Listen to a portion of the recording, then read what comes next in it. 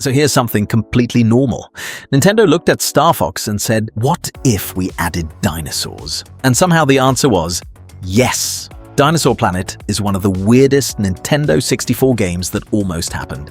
A game so close to release that parts of it basically got recycled into another game entirely. Imagine spending years making a game, and then Nintendo walks in with a giant space fox. Rough day. Okay, quick context.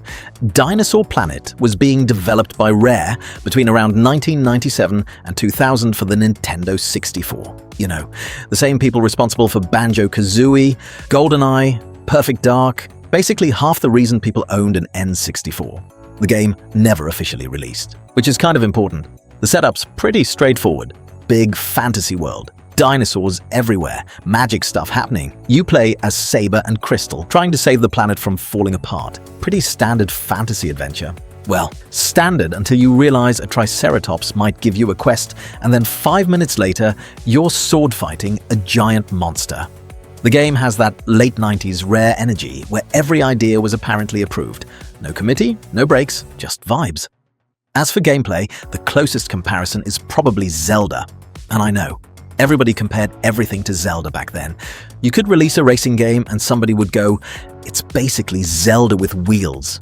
But seriously, you've got exploration, puzzles, combat, item collecting, talking to characters, moving through large areas. The difference is that Dinosaur Planet feels way more Rare, which means every area is packed with weird little details. NPCs are constantly throwing dialogue at you. Every location feels busy, sometimes too busy.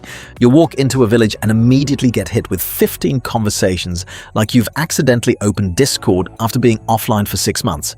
Combat looks pretty simple too.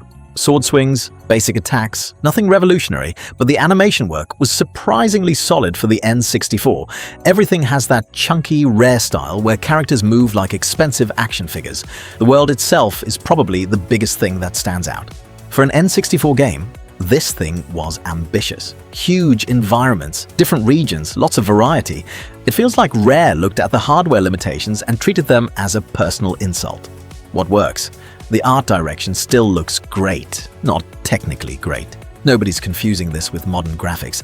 But the character designs, architecture, creatures, it all has personality. You can instantly tell it's a Rare game, and that's harder than it sounds. A lot of old games blur together after a while. Dinosaur Planet has its own identity. Crystal is also a genuinely cool character, which explains why people got attached to her immediately. The world feels alive too. There's always something happening. A new character, a weird side area, some random dinosaur with an unnecessarily detailed backstory. Rare loved doing that, and I kind of miss it. Modern games sometimes feel terrified of being weird. This thing runs directly toward weirdness at full speed. Now, what sucks? Well, it's unfinished. That's a pretty big one. Hard to ignore. Some sections feel rough. Combat wasn't exactly reinventing gaming. Camera issues pop up because apparently every third-person game from that era signed a secret agreement. The camera occasionally behaves like it just woke up from a nap. Some mechanics also feel very late 90s. Lots of running around, lots of backtracking, lots of moments where you wonder if the objective marker was still being invented. You can absolutely feel the era. Sometimes that's charming. Sometimes it's like trying to send a text with boxing gloves on. Where to play it today? Since the game never officially launched, you're mostly looking at preservation builds and emulation these days. The leaked builds are surprisingly playable if you're curious. And if you've played Star Fox Adventures, you're already looking at a distant cousin of this thing anyway. A very distant cousin. Final verdict. Yeah, I think it's worth checking out. This is the kind of game that makes gaming history fun. You're looking at years of work, a bunch of ambitious ideas, and a weird alternate timeline where Star Fox never showed up and stole the keys to the project. It's fascinating to see how much was already there. You can literally watch the DNA of Star Fox Adventures forming in real time. If you like Rare, N64 games, gaming history, or just weird unfinished projects, you'll probably have a good time. Everyone else? Maybe watch a video first, which, congratulations, you're already doing that. Anyway, that's Dinosaur Planet, the game that got hit by a space fox at the finish line. If you enjoyed this, hit the like button, subscribe if you want. If not, that's fine too. I've spent the last 5 minutes talking about an unreleased dinosaur game from 25 years ago. My life is going great. See you next time.